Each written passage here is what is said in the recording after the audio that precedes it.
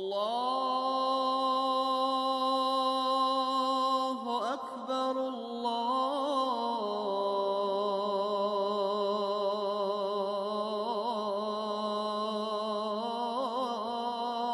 أكبر. الحمد لله رب العالمين والصلاة والسلام على أشرف المرسلين. Mes chers frères et sœurs en islam, je vous recommande ainsi qu'à moi-même la piété, le fait de craindre Allah. Dieu est avec ceux qui le craignent. Tout musulman sincère aujourd'hui s'interroge pour connaître quelle peut être la solution des difficultés que rencontre notre communauté. Alors que l'on voit le gouvernement américain prêt à frapper l'Irak et que l'on voit des gouvernants de pays musulmans prêts à leur offrir leur base militaire pour cela. La seule solution, mes frères et sœurs en islam, c'est un retour sincère vers notre foi. C'est de revenir à la logique qui est celle des croyants. Dans le Coran, il est dit « Qu'attendez-vous pour nous sinon l'une des deux meilleures choses, donc la victoire ou la mort en martyr, tandis que ce que nous attendons pour vous, donc en s'adressant aux incroyants, c'est que Dieu vous inflige un châtiment de sa part ou par nos mains.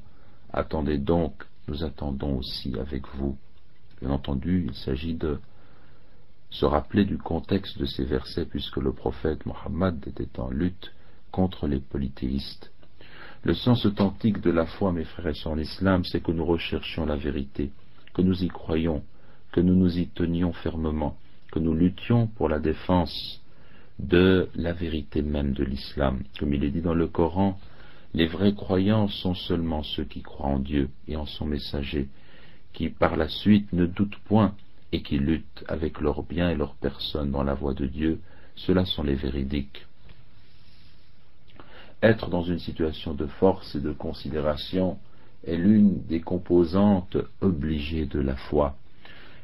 Il est dit dans le Coran, à Dieu revient toute considération, toute puissance, à Dieu revient toute considération et à son messager et aux croyants, mais les hypocrites ne savent pas. Les croyants ont la garantie d'être soutenus et secourus par Dieu le Très-Haut dans la mesure où leur foi est authentique et leur certitude sans tache. Le Coran dit, et c'est notre devoir de secourir les croyants. Par ailleurs, rien ne saurait arriver aux croyants sinon ce que Dieu a écrit en sa faveur ou contre lui. Il n'attend que l'une des deux meilleures choses, selon l'expression coranique, le bonheur en cette vie ou la récompense dans la vie dernière. Et jamais ses œuvres et leurs rétributions ne seront perdues. Le Coran dit en effet, car il n'éprouve ni soif, ni fatigue, ni faim dans la voie de Dieu. Il ne foule aucune terre en provoquant la colère des incroyants et n'obtiennent aucun avantage sur un ennemi sans qu'il ne leur soit écrit pour cela une bonne action. En vérité, Dieu ne laisse pas perdre la récompense des bienfaiteurs. Et il ne supporte aucune dépense, minime ou importante, ne traverse aucune vallée sans que cela ne soit inscrit à leur actif, en sorte que Dieu les récompense pour le meilleur de ce qu'ils faisaient. Dans la foi du croyant, mes frères et sœurs en islam, toute chose advient selon un décret divin et une prédestination conforme à un ordre prescrit, une détermination connue et un destin qui s'accomplit. Le terme de la vie, les moyens de subsistance ne se trouvent pas diminués par la hardiesse de celui qui se jette au combat pour défendre le droit et la justice, et ne se trouvent pas augmentés par sa frayeur, au contraire, s'il fuit. Ainsi le Coran, lorsqu'il évoque la bataille de Uhud, où les musulmans connurent un grave revers, et où les hypocrites se mirent à évoquer leurs doutes, ou bien doutèrent réellement, le Coran rappelle cet état en disant, tandis qu'une partie ou qu'une autre partie était soucieuse pour elle-même et avait des pensées sur Dieu non conformes à la vérité, des pensées dignes de l'époque de l'ignorance. Il disait, est-ce que nous avons une part dans cette affaire, c'est-à-dire ce qui s'était passé, cette défaite? Dis, l'affaire tout entière est à Dieu. Ce qu'ils ne te révèlent pas, ils le cachent en eux-mêmes. Si nous avions eu un choix quelconque dans cette affaire, disent-ils, nous n'aurions pas été tués ici. Dis, eussiez-vous été dans vos maisons, ceux pour qui la mort était décrétée seraient sortis pour l'endroit où la mort les attendait. ceci afin que Dieu éprouve ce que vous avez dans vos poitrines et qu'il purifie ce que vous avez dans vos cœurs, et Dieu connaît ce qu'il y a dans les cœurs. Ce sont ces caractéristiques d'une foi authentique et saine qui ont donné des résultats authentiques et sains dont les croyants ont pu être témoins. De la même façon, la seule voie pour préserver les droits et protéger l'honneur des musulmans, c'est de lutter pour la vérité, pour la justice, ce qui s'appelle en islam le djihad, et le résultat est dans tous les cas un bien, le martyre ou le bonheur. C'est la volonté d'obtenir de tels résultats qui a conduit les premières générations de musulmans à s'approprier effectivement ces deux biens. Ils ont gagné le bonheur en cette vie, et il leur a été prescrit dans l'au-delà la récompense du martyr. Comme le Coran le rapporte, combien de prophètes ont combattu en compagnie de beaucoup de disciples. Ceux-ci ne fléchirent pas à cause de ce qui les atteignit dans la voie de Dieu. Ils ne faiblirent pas et ne cédèrent pas. Et Dieu aime les endurants, aime ceux qui sont patients. Et ils n'eurent que cette parole: Seigneur, pardonne-nous nos péchés ainsi que nos excès dans nos comportements. Affermis nos pas et donne-nous la victoire sur les gens incroyants. Dieu donc leur donna la récompense d'ici-bas, ainsi que la belle récompense de l'au-delà, et Dieu aime les gens bienfaisants.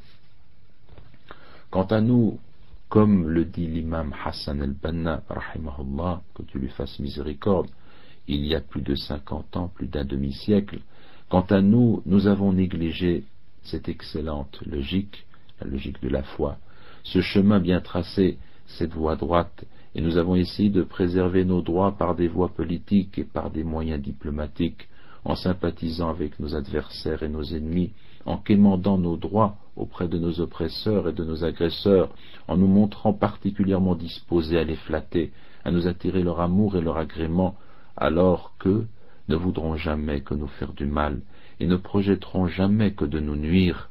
Le Coran affirme clairement: la haine certes s'est manifestée dans leur bouche, mais ce que leur poitrine cache est encore plus énorme. Bien plus, le peu de considération que nous avons pour nous-mêmes, notre négligence en ce qui concerne nos droits et nos potentialités, notre laisser-aller en ce qui concerne nos qualités et nos dons, notre oubli des bienfaits que Dieu nous a accordés, nous conférant les qualités et les caractéristiques qui nous sont propres, par lesquelles nous sommes devenus, selon l'expression coranique, la meilleure communauté qui ait été suscitée pour les gens.